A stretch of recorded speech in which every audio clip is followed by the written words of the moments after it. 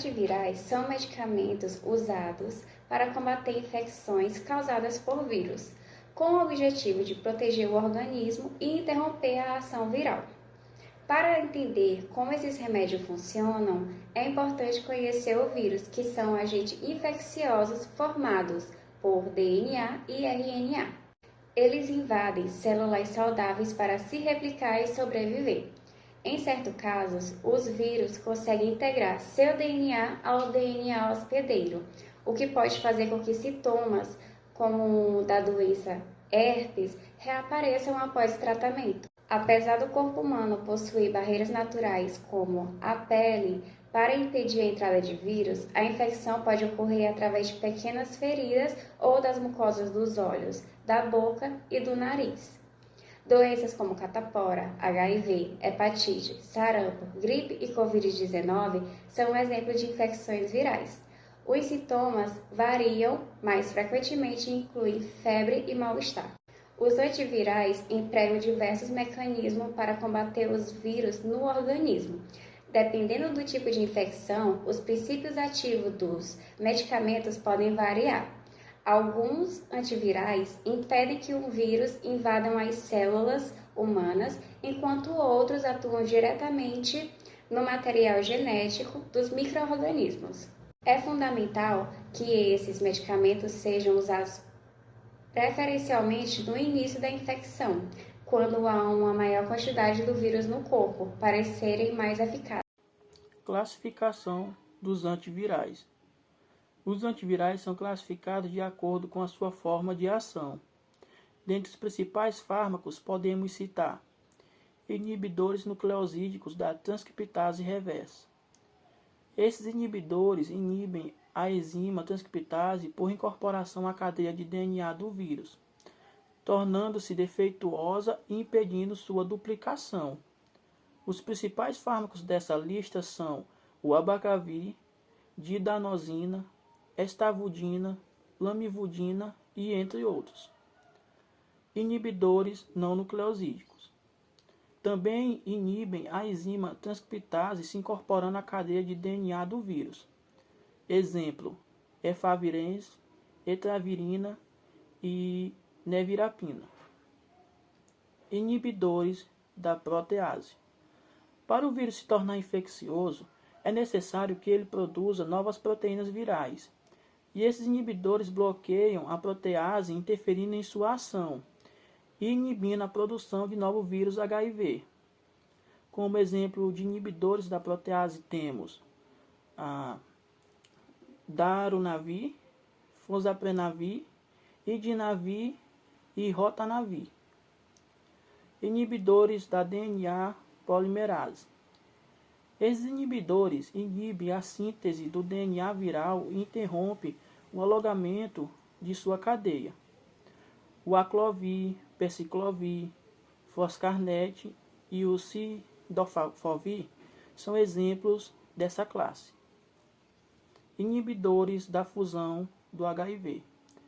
Estes impedem o vírus de se ligar e entrar nos linfócitos do tipo CD4. Exemplo: enfulvirtida e maraviroc. Imunomodulares. Estes não são diretamente antivirais. Levam à elaboração de proteínas efetoras nas células expostas, o que contribui para um estado de resistência ao vírus. Os fármacos desta classe ativam cascatas de sinalização que levam à produção de proteínas antivirais. Dentre estas, a proteína nocinase R, que impede o mecanismo de tradução nas células infectadas pelos vírus. Exemplos: interferons, palivizumab e imoglobina. Inibidores da liberação e desmontagem viral. Esses inibidores inibem a neuraminidase do vírus da influenza, fazendo com que os vírus recém-sintetizados permaneçam fixados à célula hospedeira. Exemplos: zanamivir, oseltamivir, rimantadina. Os antivirais eles atuam de diferentes formas, impedindo ou reduzindo a replicação viral no organismo. Entre os principais mecanismos de ação dos antivirais, a gente pode citar a inibição da entrada viral na célula, que alguns antivirais eles bloqueiam os receptores na célula, ou as proteínas dos vírus, que elas facilitam a entrada do material genético viral. A gente tem também a inibição da transcriptase reversa, que em vírus de RNA como HIV, a transcriptase reversa ela é responsável por converter o RNA viral em DNA. A gente tem também a inibição do ácido nucleico viral, que alguns antivirais eles atuam impedindo a replicação do material genético do vírus, que os análogos de nucleocídios, como o aciclovir, eles inibem a síntese de DNA viral, ou seja, eles bloqueiam a replicação do vírus. E por último, a gente tem a interferência com a transcriptase viral, que elas são para vírus de RNA, que alguns antivirais, como os inibidores da RNA polimerase, elas impedem a replicação do material genético do vírus diretamente, o que é especialmente útil em infecções por vírus, que, como a gente pode citar, o vírus é hepatite C. Farmacocinética dos antivirais. Bom, para entendermos a farmacocinética dos antivirais, devemos entender a farmacocinética em geral. A farmacocinética ela é super importante para sabermos o que o organismo faz com o fármaco após a sua administração, né? E ela se divide em absorção, distribuição, metabolismo e excreção. A absorção é a forma de como o medicamento ele é absorvido, né, até chegar à corrente sanguínea, podendo ser de via oral, de via intravenosa e dentre outras vias. E já a distribuição é como o medicamento ele é distribuído pelo corpo, né, podendo ser pelos tecidos, órgãos. E já a excreção é como o corpo ele elimina o medicamento, que é geralmente pelos rins ou pela fígado, né? Agora iremos entrar na farmacocinética dos antivirais, né? O Abacavir é um medicamento, a absorção, né? Ele é bem absorvido por via oral, a distribuição, ele distribui-se pelo corpo, o metabolismo metabolizado no fígado e a excreção excretado na urina e nas fezes. E já o diradocina, a absorção dele é de forma oral, deve ser tomado em jejum, e a distribuição distribui pelo corpo, incluindo o sistema nervoso central, né? E o metabolismo dele é pelos rins, excretado também pelos rins. E a estavudina, né? A boa absorção por via oral, ele é distribuído, né? Distribui-se pelo corpo, o metabolismo dele é metabolizado, né? Pelos rins também, e a excreção é excretada também pelos rins. Então, é super importante, né? Entendermos os antivirais na farmacocinética. Farmacodinâmica e medicamentos antivirais. Primeiramente, o que é a farmacodinâmica? A farmacodinâmica é o estudo dos medicamentos no corpo e de como esses medicamentos interagem com os organismos vivos para gerar os efeitos desejados. Em outras palavras, a farmacodinâmica é a resposta da pergunta: o que o medicamento faz no nosso corpo? Bem, os medicamentos atuam no nosso corpo por meio de interações bioquímicas. Eles se ligam a receptores específicos das células e podem alterar processos enzimáticos ou interferir diretamente em processos fisiológicos. A farmacodinâmica investiga essas interações para entender como os medicamentos podem curar, aliviar ou controlar doenças. No desenvolvimento de novos medicamentos, a farmacodinâmica é essencial, pois ela ajuda a entender como o medicamento age no corpo e auxilia na definição da dosagem correta e a frequência de administração do medicamento, e também dos possíveis efeitos colaterais que esses medicamentos venham a exercer no corpo. Estudar farmacodinâmica é a chave essencial para otimizar os medicamentos e torná-los mais eficazes e seguros. Agora que vimos como a farmacodinâmica age no corpo e o que é a farmacodinâmica, vamos ver como a farmacodinâmica ajuda no desenvolvimento dos antivirais. Bem, primeiramente, os medicamentos antivirais foram criados para combater infecções virais E a farmacodinâmica é fundamental para entender como ele deve agir no corpo para ser cada vez mais eficaz. Os antivirais podem atuar em várias fases do ciclo da vida de um vírus. A farmacodinâmica nos ajuda a identificar pontos críticos que investiga os medicamentos para ser mais eficazes. E as principais formas de ação desses medicamentos são a inibição da entrada na célula, bloqueio de replicação de material genético viral e interferência na montagem e liberação de vírus. Ao estudar a farmacodinâmica dos vírus, os cientistas conseguem identificar as melhores estratégias para interromper a infecção. Por exemplo, a farmacodinâmica do HIV resultou no desenvolvimento de medicamentos como os inibidores da transcriptase reversa e os inibidores da protease, que bloqueiam a replicação viral das etapas específicas. Agora que conhecemos os medicamentos e sabemos como eles agem no corpo, podemos falar sobre alguns deles, sendo um deles a azidovudina. Um medicamento usado no tratamento do HIV, a azidovudina inibe a transcriptase reversa e impedindo a replicação do material genético viral.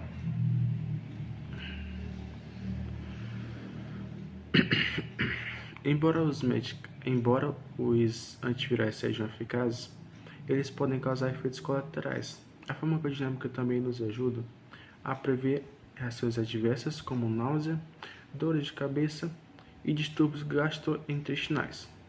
Estudar esses efeitos colaterais é essencial para criar medicamentos com menos risco e maior eficácia. É importante lembrar também que o uso de medicamentos antivirais deve ser cuidadosamente monitorado, já que o tratamento inadequado pode levar ao surgimento de resistência viral. A farmacodinâmica orienta a dosagem correta e a tempo de tratamento, garantindo que o medicamento seja administrado corretamente e sem danos causados ao organismo. A farmacodinâmica é essencial para o desenvolvimento dos medicamentos eficazes, incluindo os antivirais.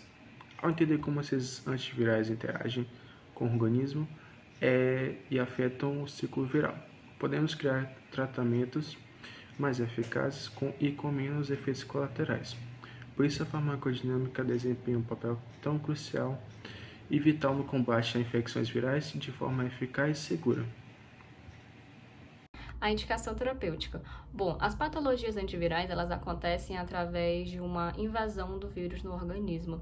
Isso faz com que esse vírus, ele se aproveite das células hospedeiras e se espalhe em diferentes sistemas do organismo, levando, uma variedade de sintomas também e as complicações no paciente. Então, vale lembrar o paciente sobre a importância de respeitar tanto a dose também quanto os horários, porque quando o paciente ele não respeita tanto as doses nem os horários, ele acaba esquecendo ou interrompendo, o tratamento.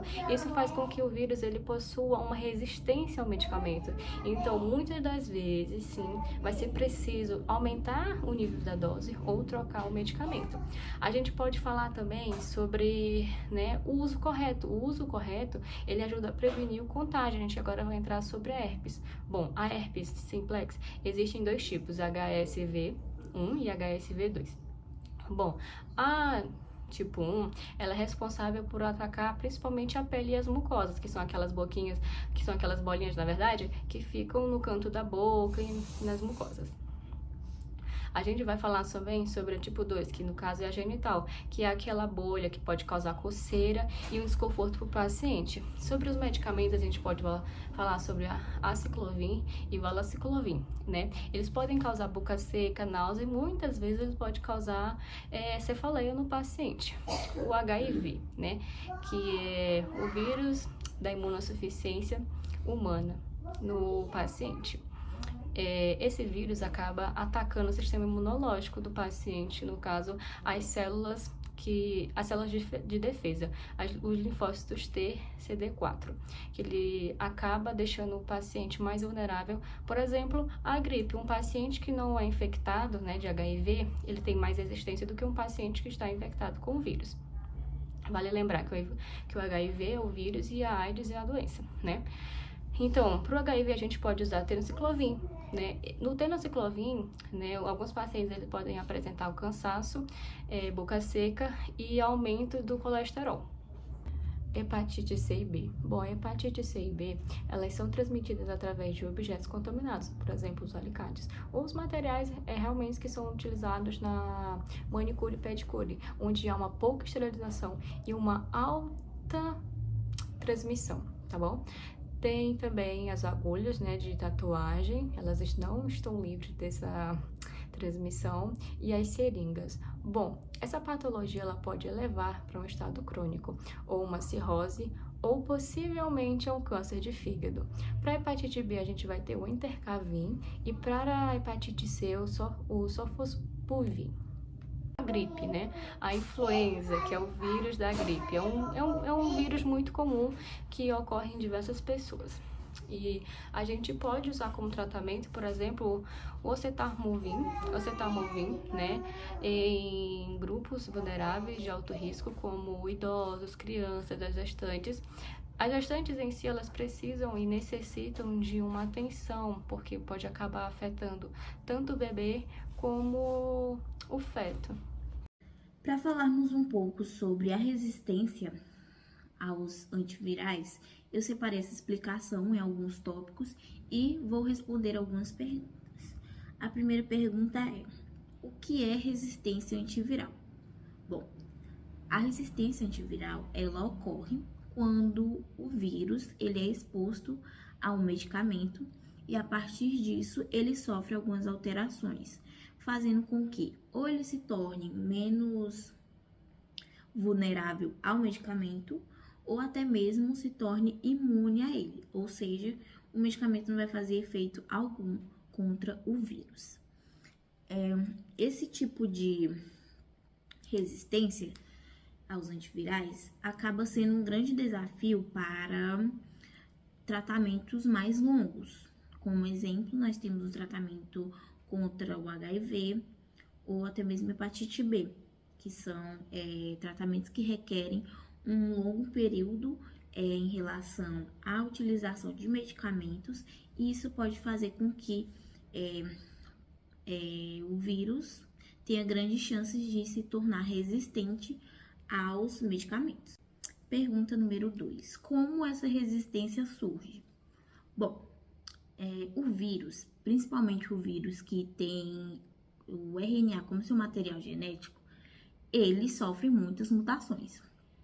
E como exemplo desses vírus, nós temos o vírus do HIV ou até mesmo o vírus da gripe, né?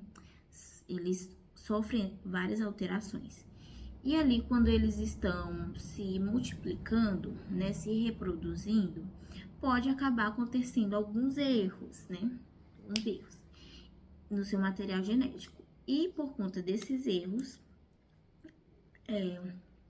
pode ocorrer o quê?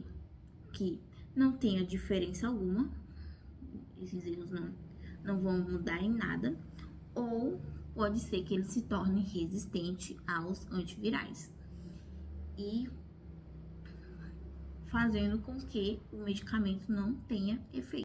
Concluindo, recapitulando tudo que a gente entendeu a respeito dessa resistência, né, dos antivirais. Basicamente, o vírus, ele vai aprender a se proteger dos medicamentos que vão estar sendo utilizados para poder atacá-los, certo?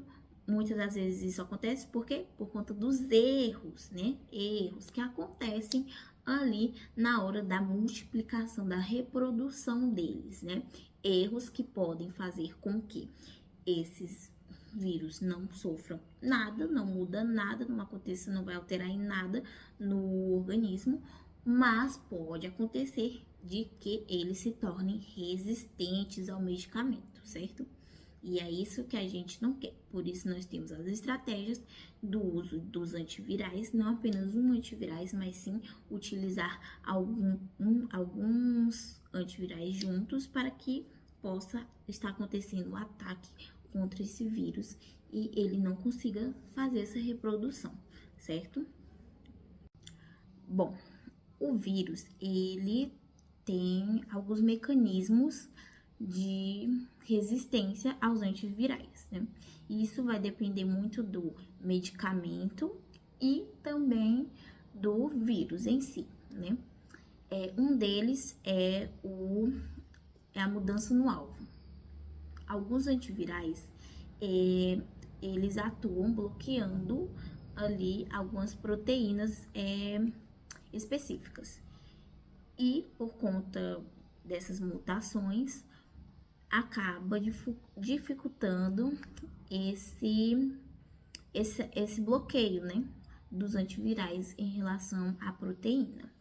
Outro mecanismo que nós temos, né, é o da alteração nas enzimas de reprodução.